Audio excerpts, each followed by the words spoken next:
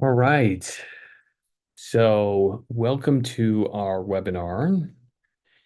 And we are going to talk to you today about price per subset in cytometry, what we think is a very important measure. So, if you're just signing on, you can learn about Takeo's services and prices at takeo.bio/pricing. This isn't going to be about Takeo specifically today. It's just going to be about a measure that we think is useful in the industry that's not yet talked about.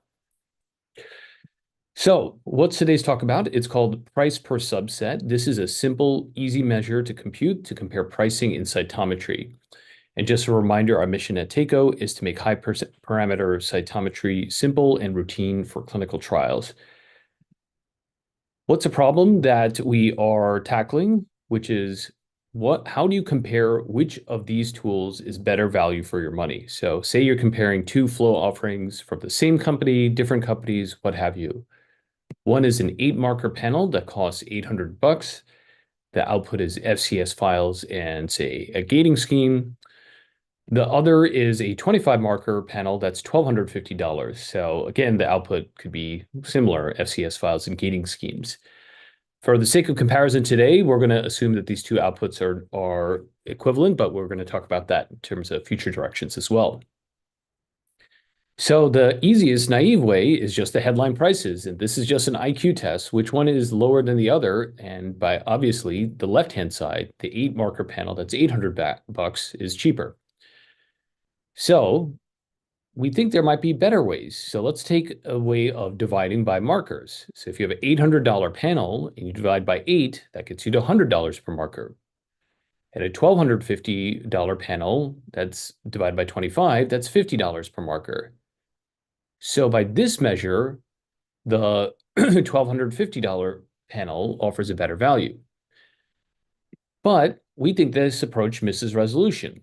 So if you have an 8-marker panel that's divided by by eight markers, if you have an $800 panel divided by 8, that's $100 per marker. And you can have here potentially 8 different channels, each associated with a different marker.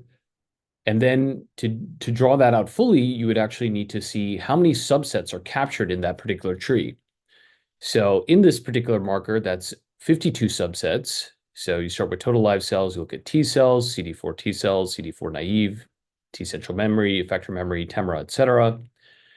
And the N over here is the number of functional markers analyzed in that cell. So for example, HLA-DR, et cetera. And now you just take $800 divided by 52, and you get to $15.38 per subset. Okay, let's do that same calculation for the $1,250 panel. So remember, originally this was just $50 per marker. If we take this and plot out all the markers, so this comes from Takeo's spectral flow panel, but you can pick your own here. And then we plot out the number of subsets. We're not going to go through all of these, but take our word for it. You can check on our website. There are 298 subsets when you count up all the individual subtypes and all the functional state markers analyzed here. And if you take 1,250 divided by 298, you get to $4.19 per subset.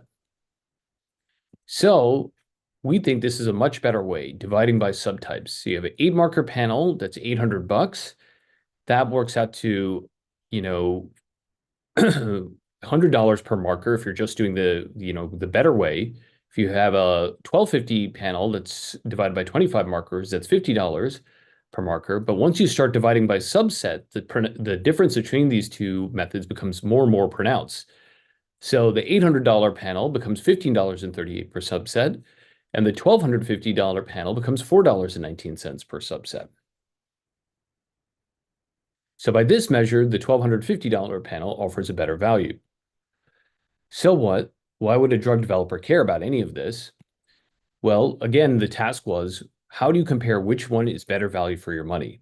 The 8-marker panel, that is $800, or the 24-marker panel that's $1,250, assuming both have the same output. And this simple chart can show the difference. So price per subset reveals a 73% savings per subset compared to the naive method. So if you look at this on the x-axis and the y-axis is simply the 8 marker price divided by the 25 marker price minus 1. And the x-axis is the method of comparison. So over here, you've got the naive method, which is just comparing the headline price. By this, the $800 panel was better than the $1,250 panel. In fact, the $1,250 panel was 56% more expensive. But once you start to get to price per marker, the calculus almost inverts and it starts to get much better as you look at price per subset. So we think this is a better way to compare the data and the pricing between these two schemes.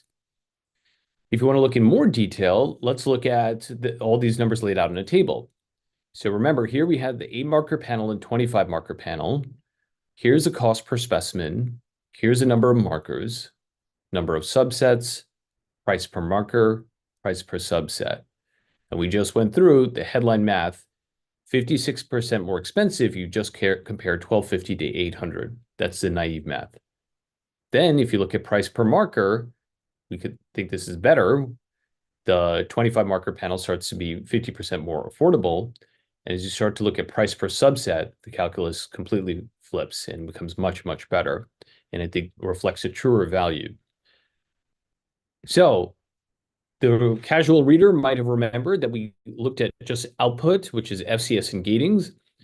But drug developers don't just want gated data, they want to have the ability to do statistical comparisons. So future ways you might be able to take this on your own are things like price per analyzed subset, ability to do statistical comparison, and then price per subset that actually works, i.e. accounting for sample failures. We just assume that all samples come in, but as we know, in certain cases like fresh blood, about 10 to 20% of samples fail before they even hit the machine. So you might want to consider price per subset that actually works. So hopefully this quick tutorial has walked you through what we think is a very important measure. And if you're interested in immunophenotyping for your trial, contact us at takeo.bio. Thanks for signing on.